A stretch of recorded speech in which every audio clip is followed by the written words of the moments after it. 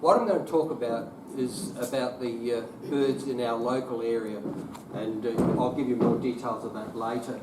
But at the end of this, if you think I'm a bird brain, you're not alone. My wife's been telling me that for years, and I really make her suffer now for that, because every time while we're driving the car and I see a bird fly by, I don't say, oh, look at that bird. I say, oh, look at that cuckoo shrike, or look at that wood swallow, or whatever it is. I name the bird to its full name. So she now keeps quiet about me being a bird brain. So our trips are much more pleasant. This bird's a rainbow bee eater, just before I go out, and it's just an introductory scheme. You'll see some more. You'll see another rainbow bee eater as we go on. I just, oops, which one is it? That one? Ah, there we go. All right, so I'll just give you a bit of my background, and if you read the paper, thanks to Paul, you'll know a bit more about me.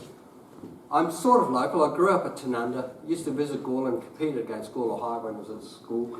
So I've virtually been around here for a while. But in the last 38 years I actually moved to Gawler. In late 87 I think I moved into Gawler, part through work. I worked in Adelaide. I just found it easier to live in Gawler and just catch a train to Adelaide. So that's right. I've worked in government. I'm retired now, obviously, as an accountant. I did a degree with Deakin University in accountancy. My last position in government here was I was the finance manager at the Gawler Hospital, not the old Hutch, the new hospital. So no, I was the manager of finance. With photography, I started as an 11-year-old. I grabbed my father's camera without his knowledge and used to take photos. But in those days it was on film and you had to pay to get them developed, and of course I didn't have too much money, so my father used to develop, but he wasn't quite happy that I took the camera. But from that I had a love for photography, and whenever I could get hold of a camera, and I think I got one as a present not long after that anyway. And I'm a bit of a nature lover, and I think a lot of people are nowadays and worry about the environment. And I used to do a lot of bushwalking, and especially around here, around Mount Crawford. And one day, I had just a normal camera with, like a beginner's camera, and I took a photo of a bird that came really close. It was called a golden whistler, and it was a beautiful yellow bird. Unfortunately, I don't have a photo made here, but I've got lots of photos of them. But I took one at Dead Man's Pass, down there, but it's not a very good photo, so I didn't bring it up. And after that, I was hooked. So it's about 9 years ago I started bird photography. And the bird here you're seeing is a superb fairy wren. A lot of people call them blue wrens, and you'll find them, they're hopping everywhere. So every photo you see on here, bar about 3, are taken at Dead Man's Pass. The others were taken at Clonley Park, and there's one I've taken purely to show you the bird. I took in an area north of Waikerie, so a place called Blue Pine. Just a bit of equipment I use. They're crested pigeons, by the way, I've got, and they're very common. You probably see them all the time. Dead Man's Pass is just full of them. And they're at everywhere, they clone me just about everywhere you go. But anyway, I use Nikon cameras. I started with, and I won't go through too many, I started with what they call DSLR, digital single reflex cameras. But now I've got an electronic camera. It does everything. It's like a computer. It's just a computer and a camera body. I use a 500mm Nikon lens, and that is the only lens I use for bird photography. But I do use a 1.4 teleconverter. Without getting too technical, it makes it go up to about 700mm. So if you're trying to say, well, what does all that mean? A human eye sees at about 50mm. It actually sees like 47, 48mm, so it's about 50mm. So if you're seeing something, it's the same as if I used a 50mm lens on the camera. So when I've got 700mm on, you're 14 times closer.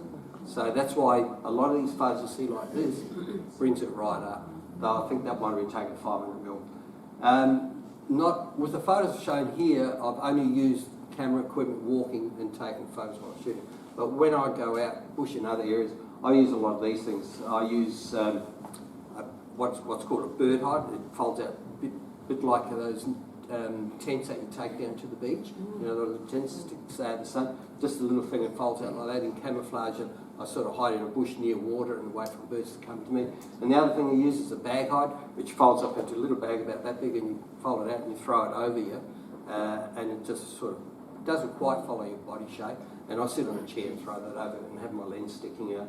And other things, I use tripods, I use chairs, and those sorts of things, but none of that was used here, it was all walking. Thanks, Gawler. All right, let's start talking about the parklands I visit. Mainly is Dead Man's Pass. It's 200 metres from my place. I actually walk over the new bridge on the link road to get to it, so some of the photos are on while I'm walking. This beautiful bird is a female grass parrot. You can see the male later on, and it's one of my favourite photos of Dead Man's Pass, and it's currently in a competition. I hope I go well, but I doubt it because I'm competing against professionals.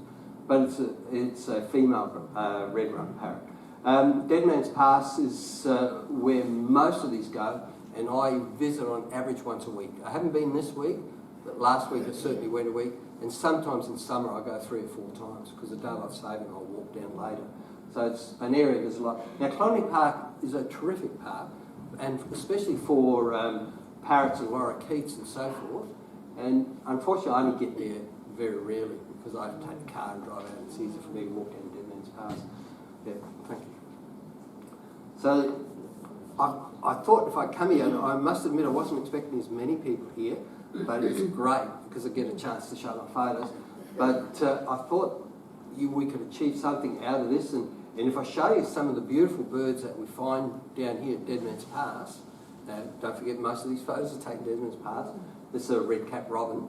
So, yeah. I didn't know they were there. No, I've only seen it once, but I've got proof of it. That was taken just above one of the horse hurdles at Dead Man's Pass. And I'm hoping to encourage a lot of you, and maybe some of your friends who you tell about this, to go down there. The parklands in Gawler are fantastic, some of the best I've seen. And I go to a lot of parklands in other areas, and I would say Dead Man's Pass is probably my favourite out of all of those that I've seen. And to be within walking distance, it's just fantastic. So I'm hoping to encourage you. And the other thing is here that I'm showing you a lot of the birds, and most of these shots are close up because of the equipment I have. So you get an idea, if you see the bird, you get an idea of what it is. The only thing I can't show you is the sound. I could have added sound to it, but you can buy apps to give you the sounds of birds. So this beautiful is a male red-capped robin. The females are basically brown, so they do, with the red caps, they do have an off-colour red cap, the females, but basically they're all brown. So yeah, thanks for putting it on. All right, so let's get into it. Our Dead Man's Pass obviously got water through it, so there are a lot of water birds, and I'm not going to have the opportunity to show every photo, and I haven't even got some photos from Dead Man's Pass of certain water birds. For example, moorhens and some of the cormorants I just haven't got, but they're down there, I've seen them, I just haven't taken photos of them. So this bird here is called a purple swamp hen. I know it looks blue, but in natural eye I think it looks more purple, but it really, to me, it comes up blue. But they're a purple swamp hen, and they're the baddies of the water birds. So I personally don't like them. They're good to photograph, but they eat the young of other birds' nests. So there's other water birds there, and when we get to the next slide, you'll see some of the beautiful little water birds we've got. These fellas go around and eat the young. They eat weeds and eat everything, but they'll eat young out of the nest. And I can't guarantee it, but I think they actually eat the young of other swamp hen nests. So you'd say they'd probably be cannibalistic a little bit, but they're a bad bird, but I think they're a beautiful looking bird, but they're a naughty bird. So thank you for that. Now, these are the birds that you may not see. These birds are probably about that high. They're really small birds. These are called crakes. Now, this is a spotless crake. Very shy and a very hard bird to spot. I was lucky enough to catch a pair of these, and I was actually standing right next to where they came out. They came out of the reeds, didn't realise it was there, and just carried on. I stood perfectly still and just kept shooting. Unfortunately, a little bit downhill, so it's not an ideal photo. I'd like to take them a bit more closer to the water. But there was a pair of them just walking, and usually before that I'd only seen one at Larratinga at Mount Barker. So I was really happy. This was about 4 years ago, that photo. Now this was taken this year, March I think. And that's a spotted crake, Australian spotted crake, was spotless. They're both the same size, nearly identical birds. They're not that shy, and the last one I saw was May. I saw one just down from the toilets in the reeds along there, a bit up. So if you go sort of up towards the right, the cliffy part, It was just up there, and there's a bit of water there, and one of these was there. But that photo was actually taken under the new bridge. You know where the new bridge is? The water that's around there. Both of those were taken in the same spot. This was I took from the Springwood side, and the other one I took from the Gawler side, if you like, or Evanston side. Thanks. Right, there's a lot of ducks down there, and you know a lot of these. This is actually a baby wood duck, and these are the wood ducks down here, and we've found, and that's just taken, they're all taken down Deadman's Pass. This was taken just by that big lagoon area that sits at Deadman's Pass, and then that's the Pacific black duck. A lot of people feed these with bread and stuff, which is not good. Better off feeding them with corn or something like that. So they are the more common ones you'll see every day, and there's a pair down there, and a pair of these down there now, they'll have young soon. But I walked over the other day, nearly tripped over them. They just don't get out of your way. All right, but these are a bit more rare, and that was taken again under the bridge, over at the new bridge. You know, if you walk on Deadman's Pass, you can keep walking to the new bridge. They were taken in that water just under there. Now they are teals, a small duck, a lot smaller than these. They're around that size, and not so common. But I have seen them probably on about 10 occasions. So you do get them down there. And I've also seen, and not photographed, a chestnut teal, which is it's got a green head and so forth. So they are around, but I couldn't get a photo of that one. So keep an eye out for these. Very common, and you should see them, with the exception of the teal. All right, these birds are fairly common. Oh, not this one so much, but the white-faced heron is. Now it's got a white face, so obviously it's called white face, and this one's got a white neck, so it's called a white neck heron. But this bird is pretty rare. I've only seen it this summer. Okay, I've never seen it before here. Obviously, I've seen them in other areas, but I'm talking Deadman's Pass now. I've only seen it this summer at Deadman's Pass. They're common. You'll see them almost every time you go down there. And I actually scared this one up from the reeds, not intentionally, unintentionally, because I walked pretty close to the reeds, hoping to catch other birds. And then this one flew up and landed on the branch, and was quite annoyed that I scared him up. But I was so close, I actually had to step back to fit him into my lens. But they're common, and you should see them any walk you go down there. All right. All right. Some of the white ibis, which everybody should know, and they call them bin chickens in Sydney or something, because they raid the bins. But they're not that common in Deadman's Pass. But I've seen at one stage I saw 5 at that little lagoon. But this one flew in while I was actually photographing cockatoos, and he flew in and landed just to the left of me, so I grabbed a photo of him. And then the cormorants. Now there's a variety of cormorants. This is the little cormorant, little pied cormorant, but there's a big pied cormorant, and then there's a big black one and a little black one. I won't go through all their names. So there's heaps of cormorants down there, but you'll see these, the little one I've actually photographed, you'll see them often. So if you go down there, wouldn't be surprised to see one if you go down there tomorrow. They're fairly common. Thanks. All right, and I'll get on to parrots. Now there are a lot of parrot species, and I'll include cockatoos down there. There's lorikeets, which you probably all know. We'll go through them first. And then there's rosellas and obviously cockatoos. Now this is a male red-rumped parrot. Remember, my favourite photo was the female before. This is the male part, and that's how they get their name, with the red rump on the back. They're a beautiful bird, and I still go down there trying looking for them to take photos. They're there, I know their call, and that's how I find most of my birds, by the call. I don't do it by sight. It comes second usually. I hear the call and I'll go to them, and I always chase these. So it's one of my better photos of this bird, and on my screen it looks really good. Thanks. All right, the musk lorikeet, and you all know these, wouldn't you? They're just everywhere, and they make a racket. Now, I'll just talk a little bit about that photo over there. This is a male that I took at Clonley Park, all right? But that pair, that's a pair, and prior to this photo, they mated. And then they did this ritual. I don't know if that's normal, because I've only ever seen one pair mate, and that was this pair. The male is this one. The male's, you can tell the male because of the blue on the head, and the female doesn't have that blue, see? So that's how you tell the male and female. So the male at the top was at the top, and the female went down and shoot underneath like that, and they'd stay there for ages, and I just took a whole heap of photos. And I don't know if it's part of the ritual or not. I've never seen a mate, and I've never seen it in books, but that's what they did. And this was at the tree, just as you cross over the causeway, there's a tree up to the right, a dead tree. I was on that dead tree, so yeah, thanks. Rainbow lorikeet, who hasn't seen one of them? They're everywhere. Now, this photo was taken in June, I think, so what are we now, July? August, yeah, in June it was taken. Right outside the toilets at Dead Man's Pass, there's a tree, and they were eating seeds. There would have been 20 of these in that area, and quite approachable. I actually had to stand in the middle of the road to take this photo. I could have gone, I was under the tree, and they were still there, but I couldn't fit it in. I wanted a whole shot, and I was hoping one would go out on a branch by itself rather than the cluster, and this one did. So he got the gold medal for going on to pose for me.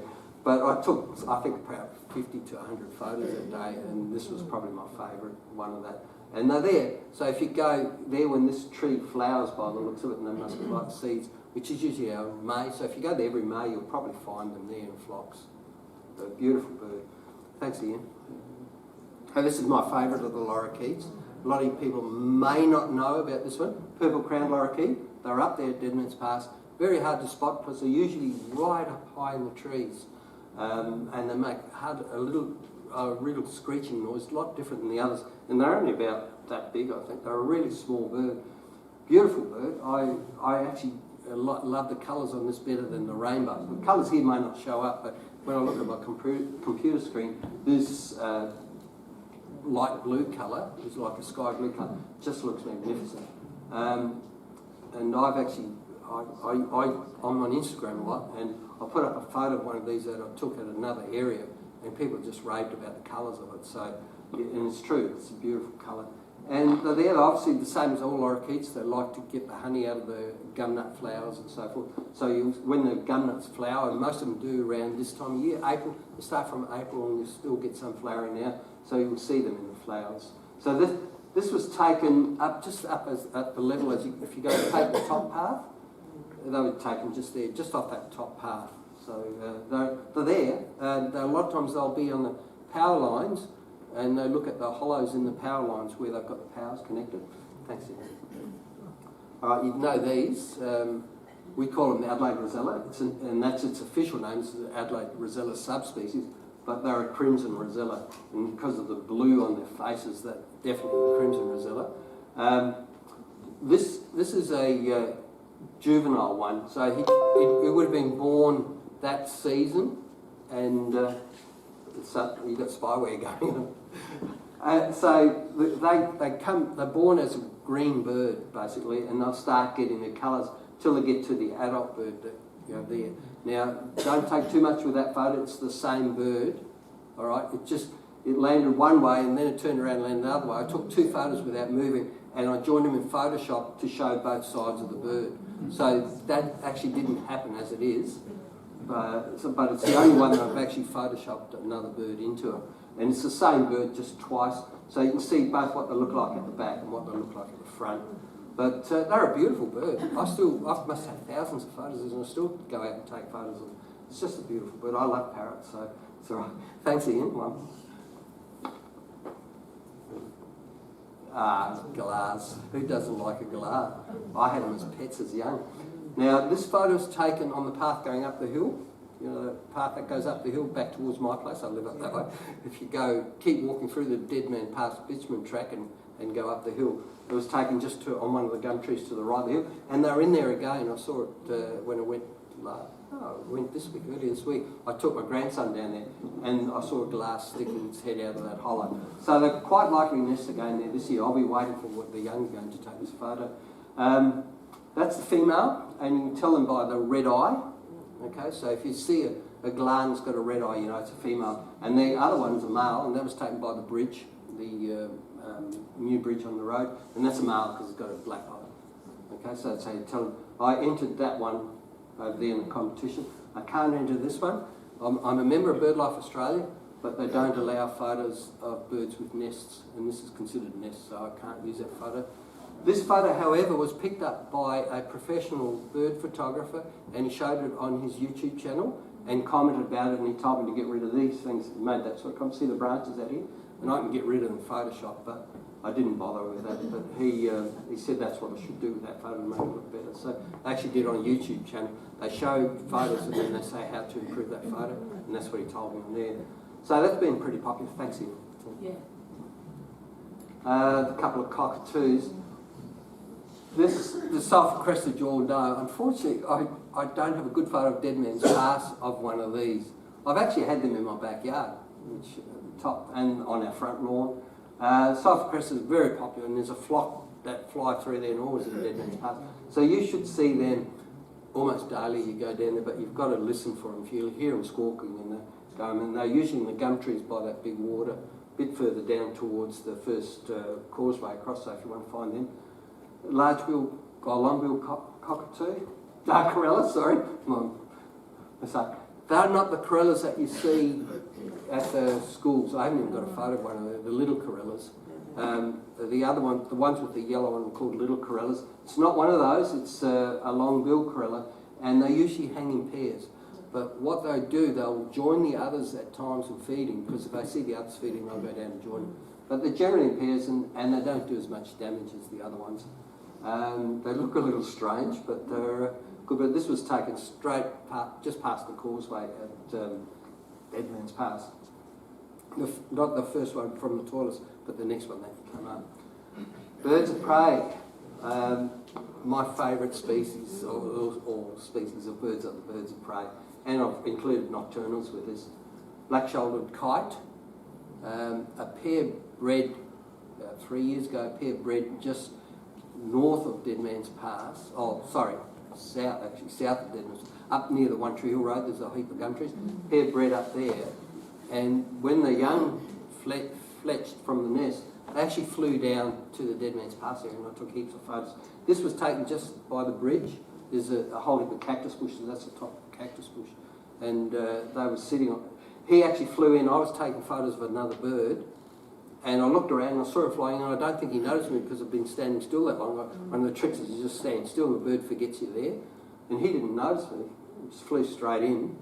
And as he was flying, he was landing. As he was flying in, I quickly put my camera and just pressed the shutter, and it just clicked off a whole heap of photos. So, and this is one of my favourite shots of this bird.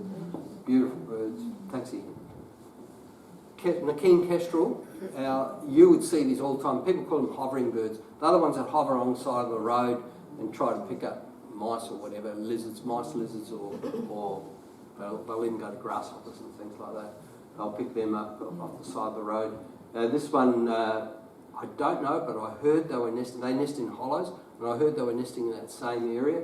I was very lucky. I walked down in the afternoon. I don't normally do that because the light's bad.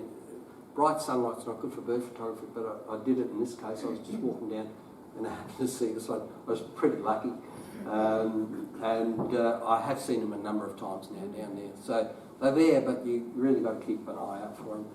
Right, thanks Ian. The next one's a little bit different. Now, he's actually got prey, but I must have 5 different photos of this bird with prey and from down Dead Man's Pass. This is one of my favourites. Unfortunately, the council have got rid of this tree. They've killed this tree. So I won't be able to take that photo again. But this is a juvenile, or an immature is probably the best way of putting it. That's not its final colours as an adult.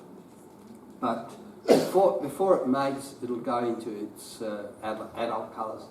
Now the colour, this is collared sparrowhawk. The collared sparrowhawk looks very similar to a brown goshawk. Now they're down there as well, but I haven't been able to get a brown goshawk photo. Now, the only difference for a layperson or someone that doesn't know a lot about birds, and that includes me, I know a fair bit, but I still have trouble telling the difference. The only difference is the size of the bird. Now, this is a female, and you say, well, how does he know that? Well, the thing is the females are bigger than the males. So a male would stand nearly, a male's head would be about where the shoulders are of that bird. So males are a lot smaller. The reason I know that's a female because I actually saw it when I took the photo, and I noticed it was a bigger bird. But it's not a goshawk, brown goshawk. A brown goshawk would look exactly the same, except the male would look slightly bigger than that, and the female's bigger still. So that's the only difference, except there's things like the claw, this claw here, and that's how I know that's the one, because this claw's a little bit longer. You'll find the middle claw is longer with them. And also the goshawks have got a real, the eye, above the eye where the eyebrow is, comes out much more, protrudes more. but you really need a photo to tell it. You can't tell it in real life. The only way you tell in real life is the size of the bird. But they're down there fairly often.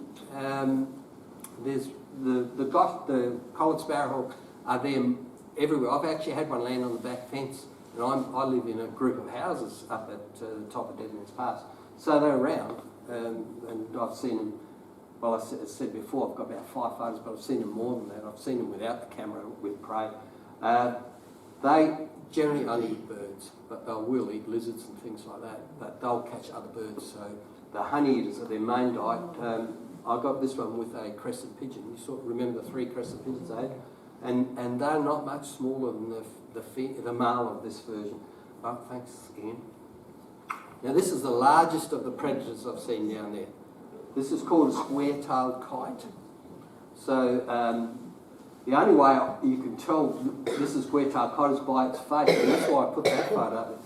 The face is almost white, and then it's got almost like a black ring about it. Both these were taken down Deadman's Pass, two different, like about 2 years apart. So this one was taken recently, a couple of weeks. I've got a little bit of story, we've got time anyway. I've got a little bit of story about these because they actually breed just by Parawira and they come down to us. And the only reason I know they breed there is because I spoke with the National Parks and Wildlife while I was taking bird photos. One of them spoke with me up at Barossa Golfers. And I said, oh, I see square-tailed kites here. And they said, yes, they breed, but they breed on private property up there, and they did last year. And they had 3 young, and the National Parks and Wildlife actually tagged the young with radar and tracked them. And I know the story of 2 of them, but I don't know what happened with the 3rd. But one flew to Western Australia. One of the youngs from here flew to Western Australia. The name of the town, which I've forgotten because I wasn't taking notes at the time. But the other one flew to Orroroo up the north. So they travel a fair way. So they fletched three young fletched, which is pretty rare. There's usually only 2 because the dominant ones usually kick out the less dominant. Some of the hawks, only 1 young will survive, and eagles, because the oldest or toughest will kick out the others so it gets more food. They throw them out of the nest. So with 3 young, that's actually exceptional, and they flew away. So that bird down Deadman's Pass. If you keep your eyes out, I'm waiting for it to come next summer. They come and look for the food. The rabbits would be a big thing for them down there. They're big enough to take a rabbit. They're a big bird. And I don't think they'd be fast enough to get another bird, so they'll probably be taking rabbits or mice or something like that. Thanks, Ian. All right, we'll get on to some nocturnals. The southern babook owl.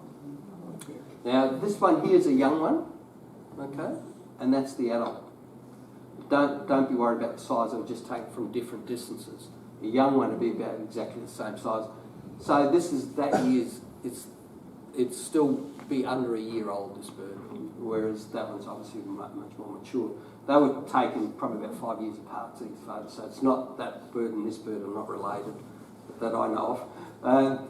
I actually was lucky to come up, and this was on the One Tree Hill Road. There's a track that runs along the road, inside of Deadman's Pass, but along the One Tree Hill Road. And I happened to be walking there, and the honey eaters were going berserk, and I couldn't understand why, and it was because of these birds.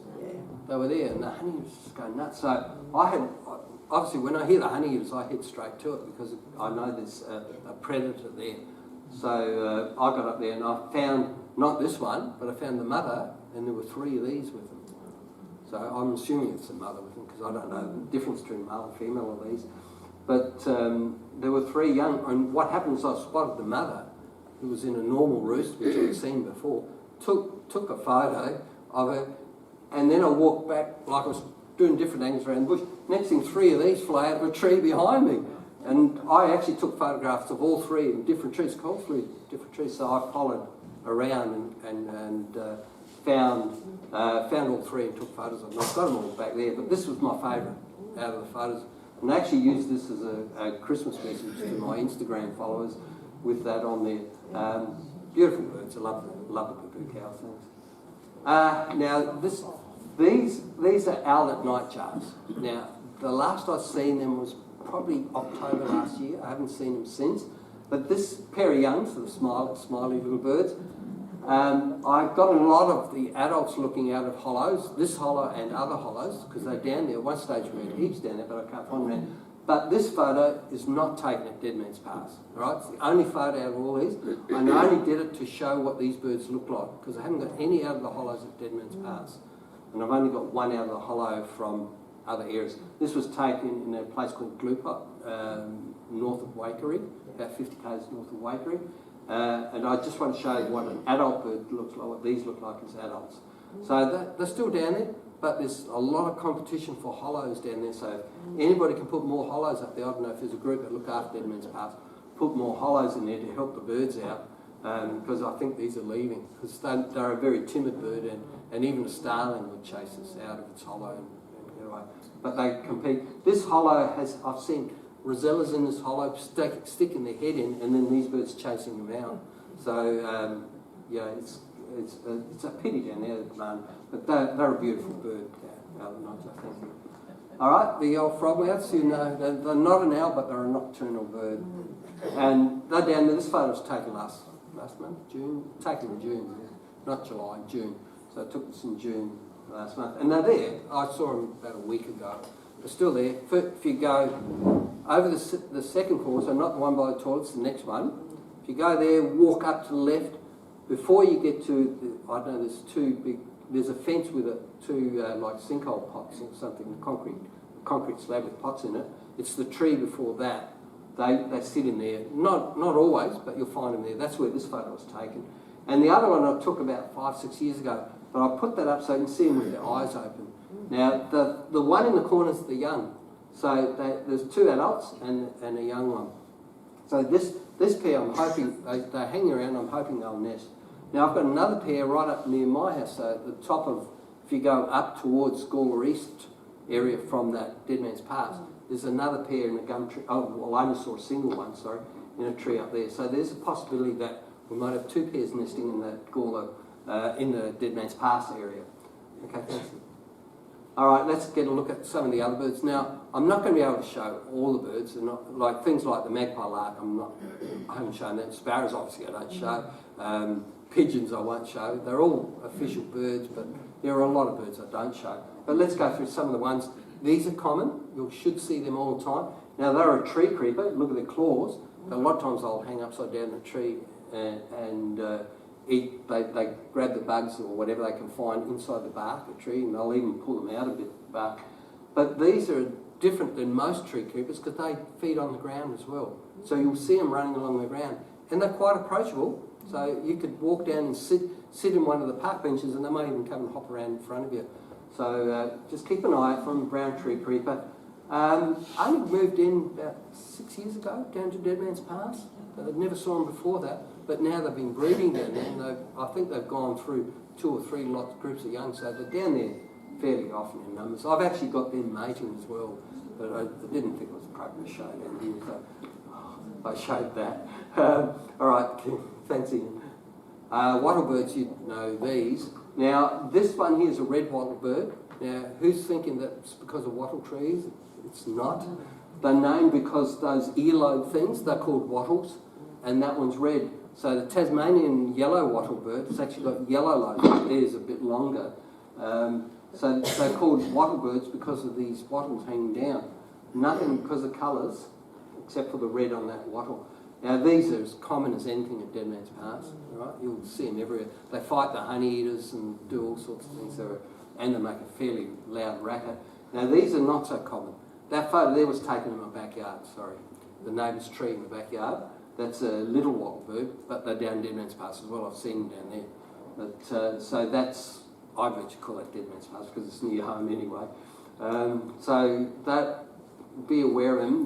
They're it's slightly smaller. It doesn't have the wattles, but they're still called a wattlebird. Colouring is very similar, except the red wattlebird has the yellow. So if you see the yellow, you're probably sure it's going to be a red wattlebird.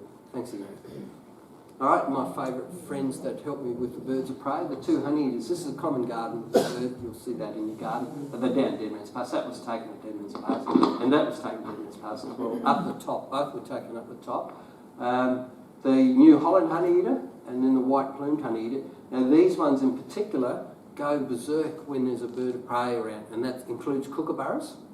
So if you see a if you hear them, could be a kookaburra, it could be a magpie, a crow, all of those are obviously down there.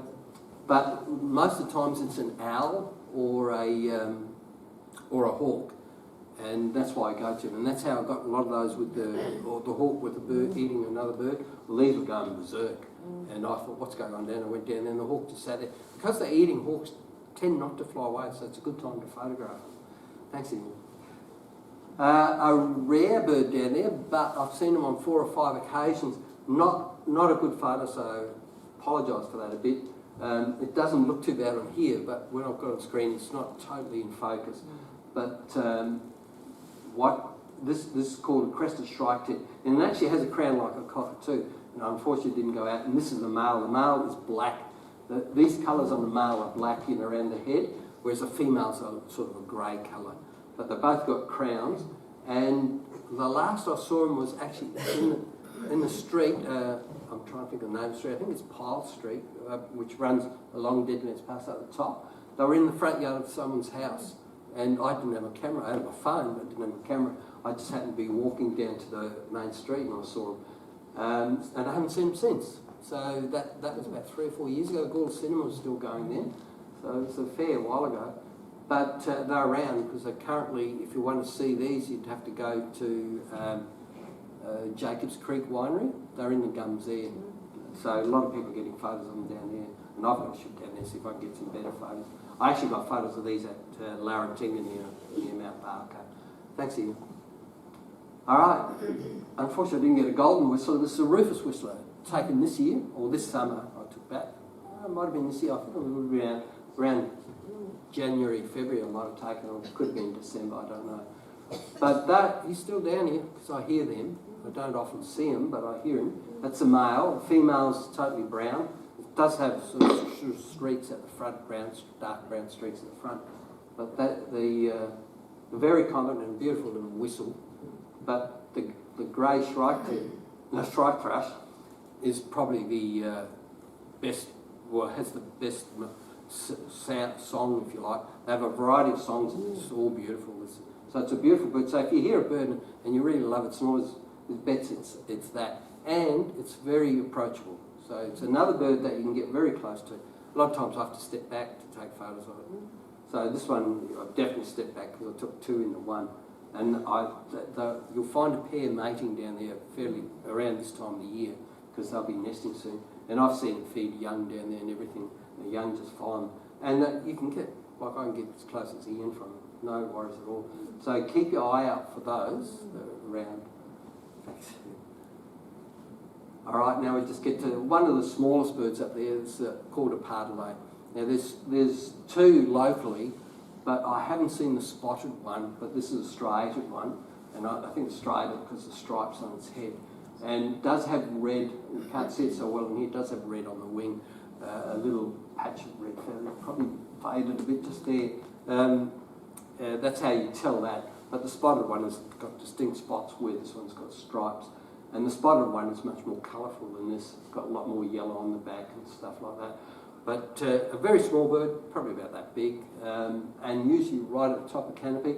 I was lucky with this time, I was filming something else again, and that's how I get most of my photos. I was photographing another bird, and this one, I could hear it, I looked around and it was sitting there and I just quickly snapped it. So I was pretty lucky to get that photo. But I've got lots of photos from other areas, but from Deadman's Pass is the only photo I've got of it, so I was lucky. The next one's a reed warbler. Now that's a summer visitor. So you're not going to see them now. You'd be pretty lucky. Sometimes they hang around, but you'd be pretty lucky to see one of them. The other ones that sit in the reeds and make that beautiful warbling noise. So come spring, you'll see them. Okay, so they should, probably next month they should be here again. More likely October. Thanks, Ian. Bronzewings, common bronzewings, and without sounding too much like a pun, they are becoming more common at Deadman's Pass. So I hadn't seen them for a long time, and then suddenly I'm starting to see this pair, and I'm assuming the other pair, I see them a lot. That photo there was taken July, so I reckon it was taken definitely last month. It was probably taken about 2 weeks ago. I originally had this as one photo, to see if they full up, but this is a female. and I wanted to show a male, so that's the male over there. The males have got much more colourful, particularly the bluish colour down the road, and the head's much darker, and the white in front is more distinct than the female. So the male I've actually taken a lot of photos. About a week ago I took a heap, and I think I've got a better one of the male now, but I left it as it was. So they're a pigeon, fairly big. They're bigger than the crested pigeon or the turtle doves that are around there. So it's a bird to keep an eye out for. Very easy to spot, but very shy. So if you look for them, they're always feeding on the ground, as pigeons do. Now this is a peaceful dove. Has any of you ever seen that down there? They're a very small dove. Hard to spot, very quiet, but they've got a beautiful call, and you'll hear it when you come down. It's just like a wallop call. It just keeps going on, and the male usually calls that to attract females. So I don't know whether it's a male or female. I don't know the difference between. And a lot of birds you can't tell the difference between them. And they're totally grey bird, but they've probably got a more brown in it. But by the natural eye, it looks grey. You'll see them everywhere. They're feeding on the ground. I would say there's a group of probably about a dozen down there, and you'll see them if you walk along the hillside where the jumps are on the side on the dirt track. You should see them up to the right of there. So keep an eye out for them when you go up there. Thanks, Ian. The black-faced cuckoo stripe, you probably see a lot of these. They fly around and they make a fairly distinct call. Everybody would see them everywhere. Yeah, they do. They fly that way. This was taken on the way down to Dead Man's Pass, up near the bridge. But they've nested down Dead Man's Pass, and I've seen 4 or 5 nests over the years, probably in the 9 years. I've seen about 4 or 5 nests down there where they've raised young, and one of them, the seat just before the second causeway, one nested straight above it once, and I kept watching the pair feeding the young. But we've always got to be a little bit careful with when nesting down. There's too many predators down Dead Man's Pass, and they'll eat the young, so the parents would have to guard the nest pretty close.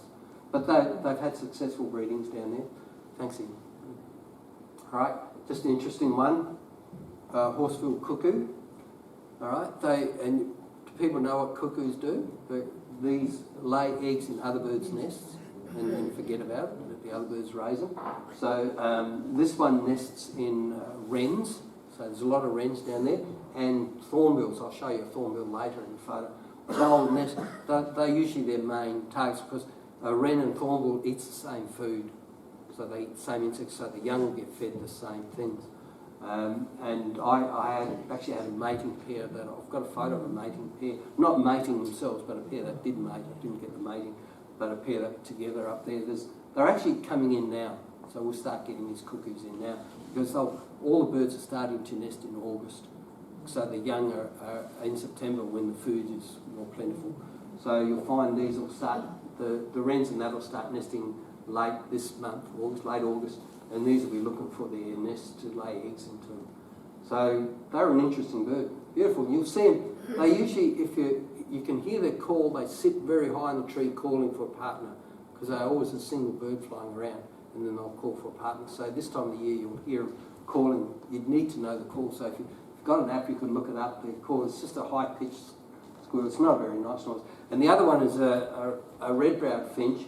Now there are a number of finches down Dead Man's Pass. I've seen the diamond firetail, which is a finch. I've only seen one, and I actually got a photo of it, but it's a fairly poor photo. But they're down there. And the other finches that we've got are goldfinch, which are introduced species, and the greenfinch, also an introduced species.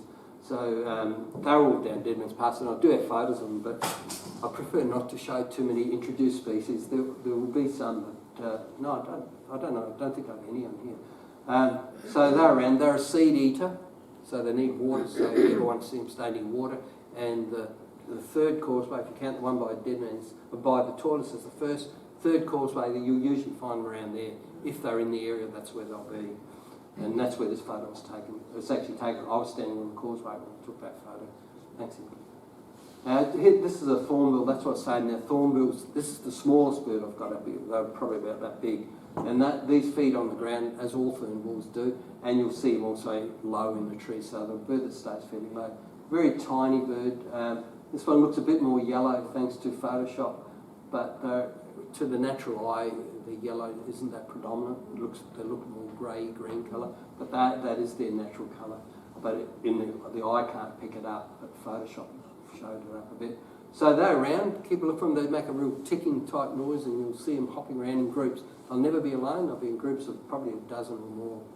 Alright, now the other one, the dusky wood swallows, they're probably not that common at Dead Man's Pass. Now, just a little story with this one, there was a pair, and when I saw them I was really excited about it, and they stayed down there for a long time, and at that time I was doing Facebook. They kicked me off Facebook, and I'll tell you the story why they kicked me off Facebook, because I kept saying Dead Man's Pass, and Facebook works on a AI system, so that they don't have a person looking for words, they have a machine, and the machine picked up Dead Man's Pass, Dead Man, and because I used it 3 times, I think in one, I got a warning, and I thought, this is a joke, but I kept using it in future posts, suddenly they cut me off, so I can't even access it. Now they've deleted the site.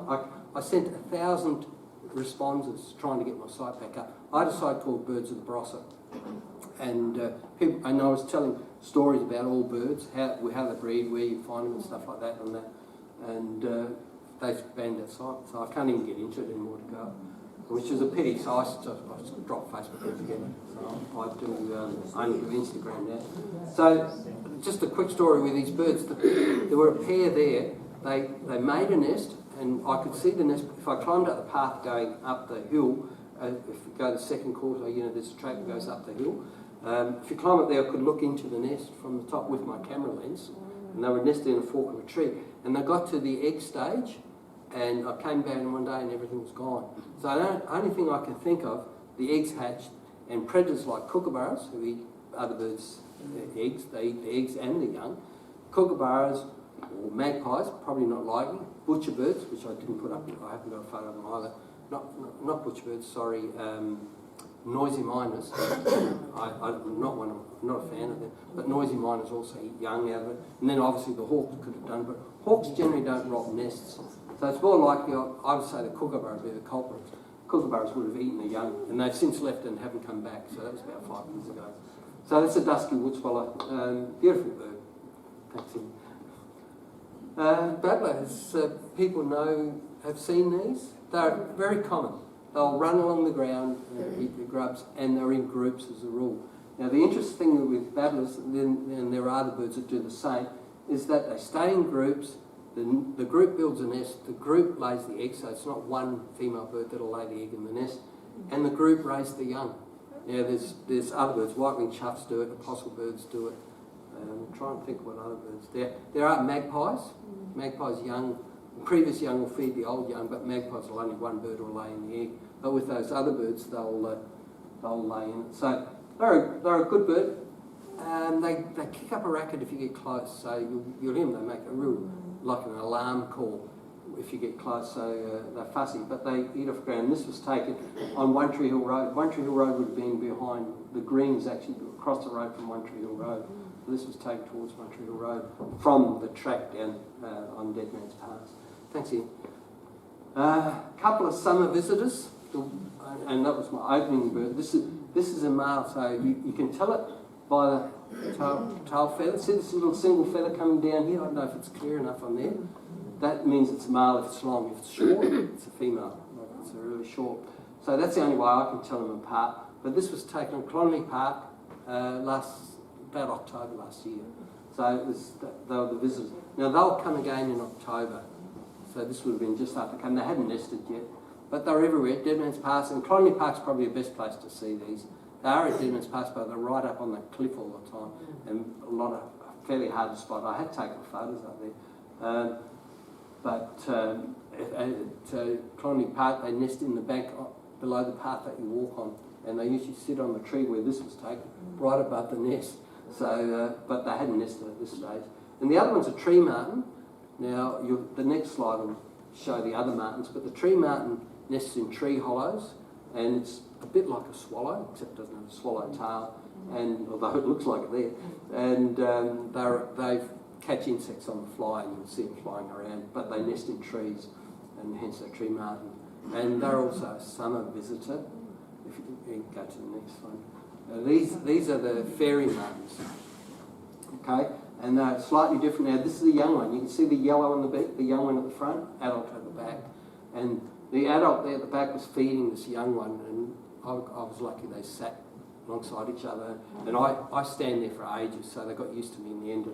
And I was still a fair distance from it because I had 700 millimetres on it, so it was still a fair way away, but they keep looking at me. I was going to say that if you go to the bridge, and you can walk to it quite easily from along Bedouins Pass, the new bridge they built, they've nested in colonies up there. They make a sort of bottle-shaped nest of mud that sticks on it, and they nest in there. So they're still there. I saw some the other day flying around. But we'll get them mainly in summer because of the insects. They follow the insects in. Thanks, Ian. All right, now we get on to the common birds. You probably all know this kookaburra, but the official name is laughing kookaburra. And just a quick story, I'm not sure how my time's going. It's all right still. This is an adult, this is the young, okay? And the only way I can tell it is if you look at the beak, the adult's white under the beak, and the young's black. And as they get older, the beak tends to go white underneath. With some kingfishers, because they're basically the largest kingfisher, with some kingfishers, the white means male and the female, the male's dark. The white's female and the dark's black. But I'm not 100% sure of that. With kookaburras, I know that's the adult and that was the young, and it's always been both adults were white underneath. Now, just a very quick story, and I actually wrote to BirdLife Australia. I'm a member of BirdLife Australia, so I wrote to BirdLife Australia because I saw the adult teaching the young, and there were 2 young and 2 adults, and that's what I said, I saw both adults were white, teaching them how to kill bait by hitting it like that, and the young had rocks in their mouth, and were hitting rocks against a tree. And I got photos of it, and I sent the photos to BirdLife Australia. They said, is this a normal thing that kookaburras teach their young? And I believe it is, but I haven't got an answer yet from them, so I'll wait to hear. But they kept my photos, so maybe the photos will appear in the magazine once. I've had probably 3 photos in the BirdLife Australia magazine come in. So that was interesting, and I actually had a photo of one adult and 2 young together, but this is probably the better photo of them. Thanks, Ian. All right, your friendly magpie, getting swooping season this month, so watch out for them. Magpies only swoop out of instinct. They've got nothing against it, so just anything that gets close to their nest or their young, they'll swoop. And the season starts now, so just watch out for it. This one's got catch of the day, a mouse, and I've never seen a magpie with a mouse. I've seen them with caterpillars and grasshoppers and whatnot, but a mouse. And this is an adult bird. You'll see the back's completely white. So if you see a grey back, it's a young, and it's probably a year or less older, or possibly hasn't bred yet.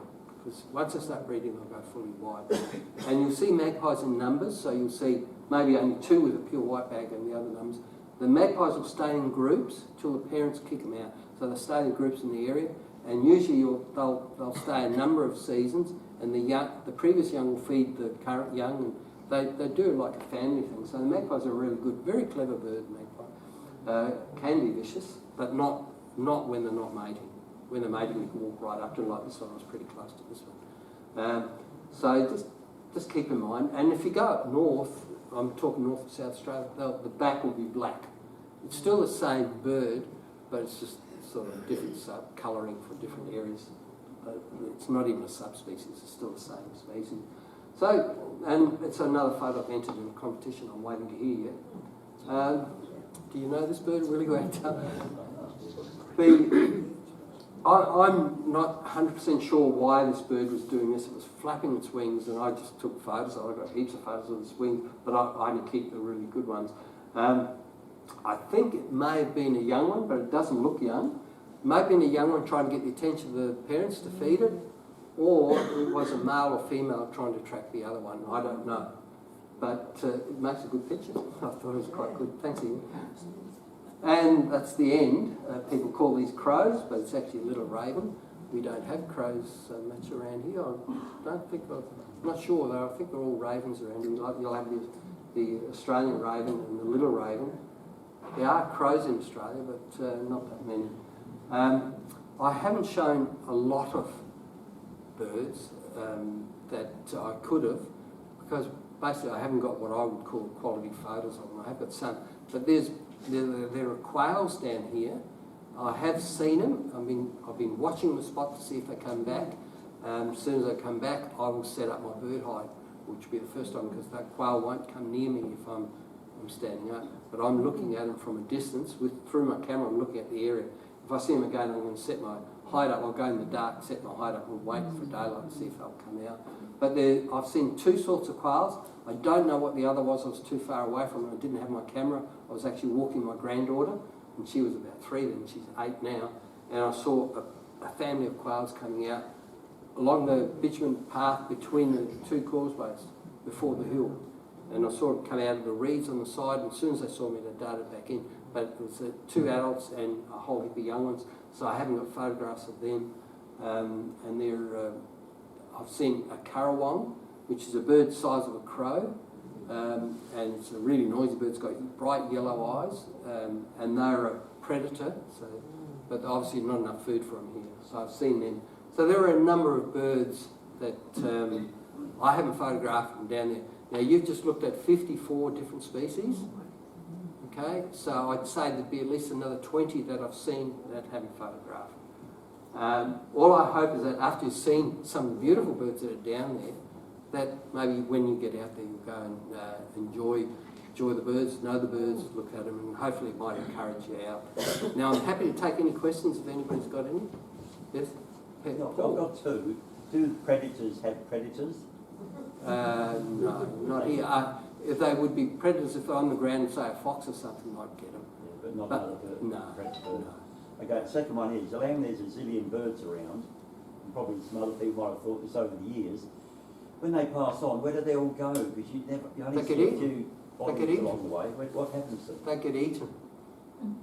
Oh, so yeah, as the birds get older, right, they're slower and they're easier caught by predators, so they'll get eaten.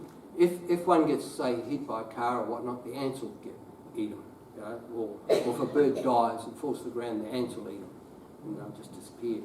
I do see bird skeletons around, not at Dead Man's Pass, I haven't, but in the bush areas, and that's where a bird would have died, and the ants or whatever grubs would have eaten it out. But mostly it's a predator, like the hawks. You'd be surprised that, the goshawks are down there fairly regularly, and they'd eat a bird a day, if not more. And the collared sparrowhawk, which I showed before with prey, I see them often down there. They'd eat, and they only catch the birds that are old and slow, because the fast ones get away from them. Okay, they've got their own system then to clean up. And then foxes will eat them. Like I've seen foxes down Dead Man's Pass. Actually, I've seen a lot. I mean, there's obviously snakes down there. I've seen 2 varieties of snakes this year even down there. I've seen an echidna down there. Kangaroos obviously by dozens, but the fox is the one that'll eat the other birds. If a bird drops down, a fox will eat it. Okay, thanks. I think yes, I'm sorry, I don't know. We have quite a flock of ibis that come to Pioneer Park, and they fly in from Conley. Yep. There's been some discussion. How do they nest? Because the European ibis nest high. Yeah, they do the same.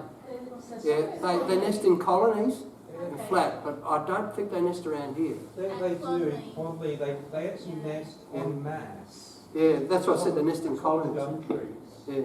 So if you go early in the morning, it's kind of bizarre, but you'll see a score of them all up. Yeah. When I say nest, sleep, like nestings where they have their eggs. They have got large nests. Yeah, they do. Yeah, they nest. Fly in the canopies. Yeah, they nest in colonies, and not only with ibises, they'll nest with other birds like the cormorants or something like that. They'll nest with groups, even the herons. No, herons actually have a smaller nest. They may not nest with the herons, but I haven't seen the nests at Clonley, but I've seen heron nests, not down there. But the heron nests are pretty small, and you'd wonder if the eggs fall out. And same with the bronze wings. Actually, that's an interesting thing. You raise nests. Bronze only have enough sticks to hold the eggs on it, and that's why you'll find that's the common bronze wing, the bigger one. You'll find most of them will nest low, so the wind doesn't affect their nest. So I've seen one lower than my knee, a bronze wing nest. But some will nest up high. But if they nest higher, it won't be too high, and the branches have to be thick so they don't move, because their nests are so frail. You can actually stand underneath and count the eggs. The nests are that thin.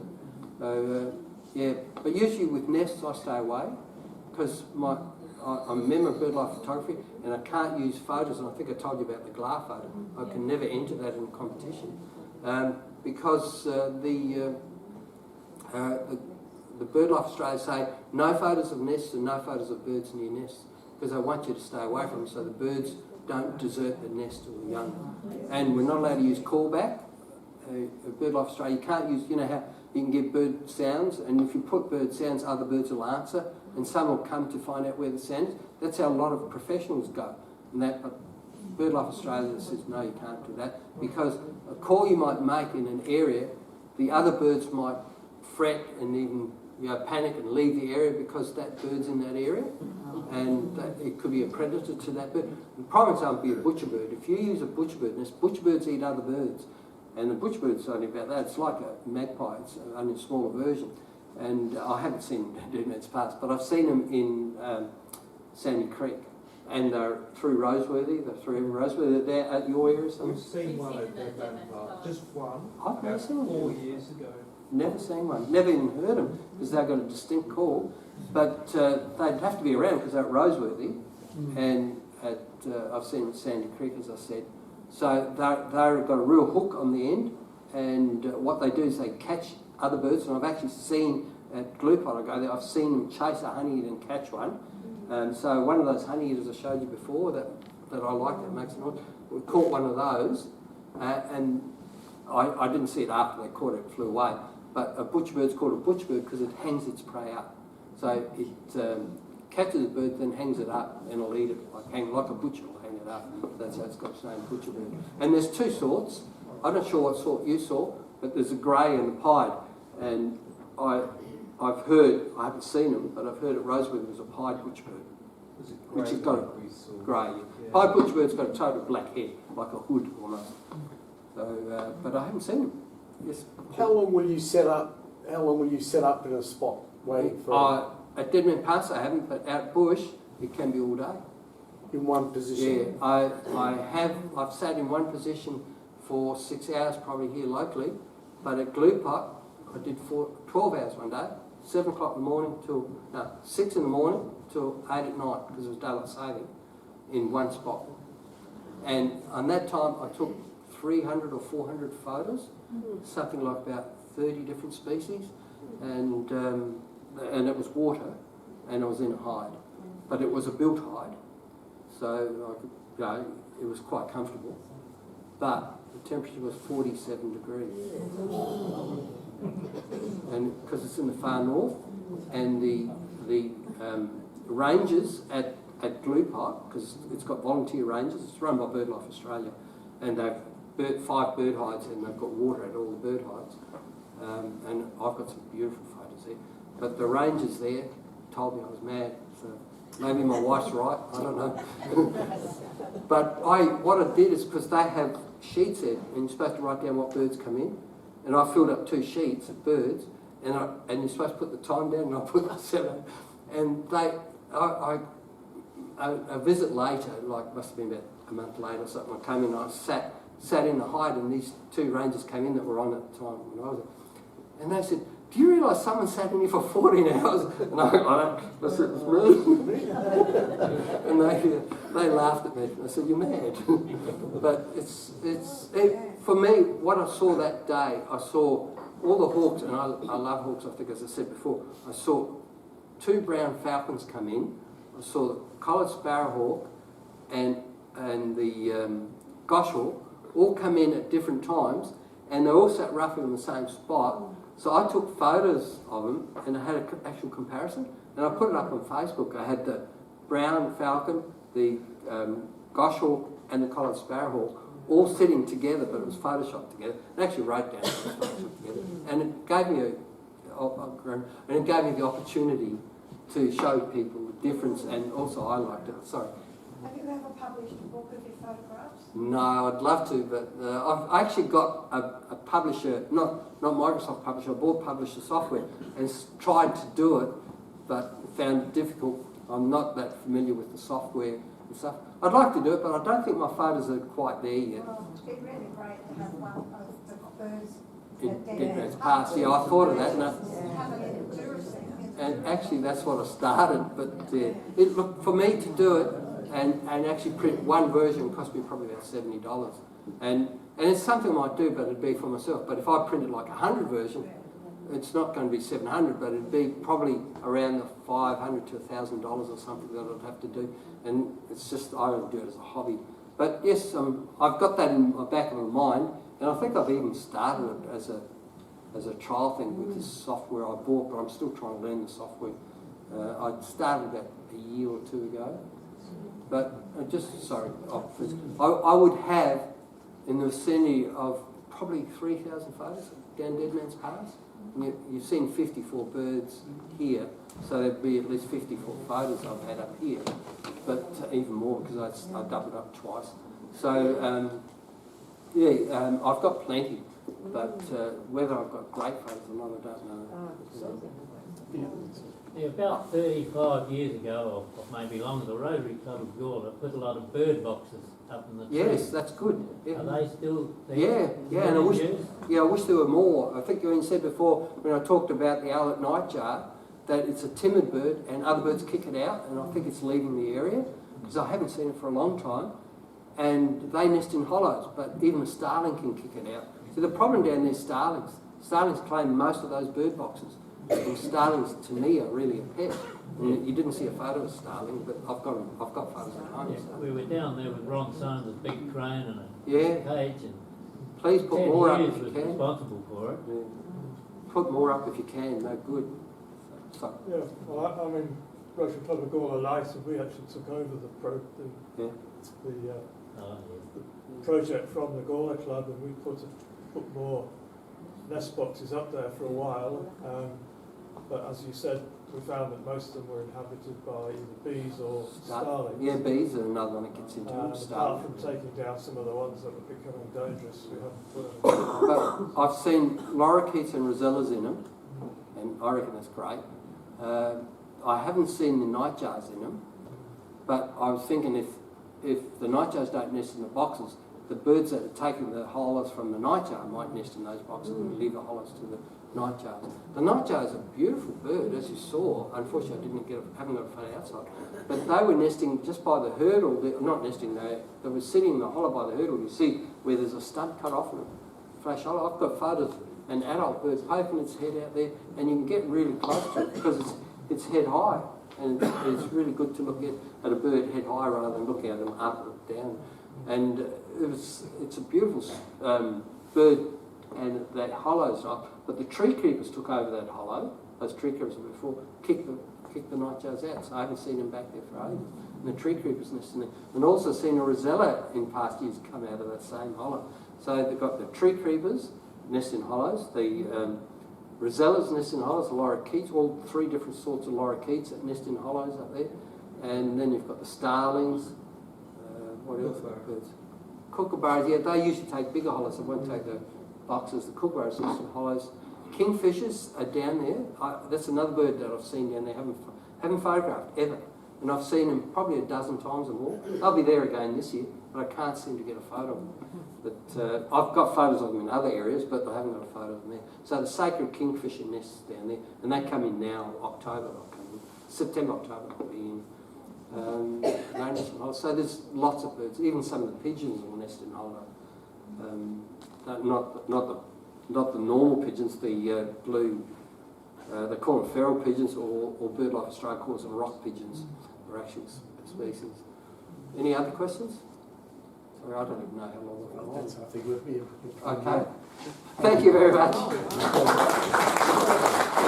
A magnificent collection of photographs to go with such a spectacular parochial conversation. That was just so spectacular. Thank you very much, Gunther Frensch. That was very good. On behalf of the Gawler History team, I'd like to present you with a look. On stage, you deserve this. That was brilliant. So on behalf of the history team, we'd like to present you with a... Thank you very much. Thank you.